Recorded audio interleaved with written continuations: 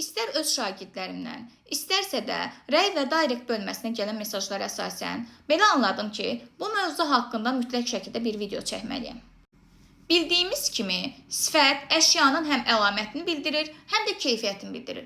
Yaxşı, bəs bu əlamət və keyfiyyəti necə fərqləndirək? Bu video məhz sizin üçündür.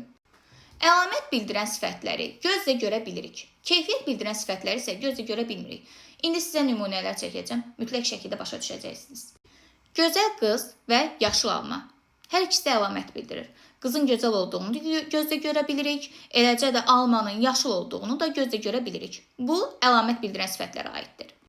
Paxıl qız və şirin alma. Bunları gözlə görə bilmirik. Paxıl qızın yalnız söhbət əsasında qızın paxıl olub olmadığını öyrənə bilərik. Eləcə də almanın şirin olub olmadığını, dadını bilərək öyrənə bilərik. Yəni bunların heç birisini gözlə görə bilmirik. Ona görə də bu sifətlər məhz keyfiyyət bildirən sifətlərə keçir.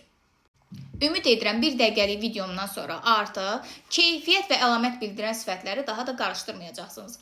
Bundan sonra hansı mövzu haqqında video çəkməyimi istərsinizsə, mütləq şəkildə rəy bölməsinə yazın.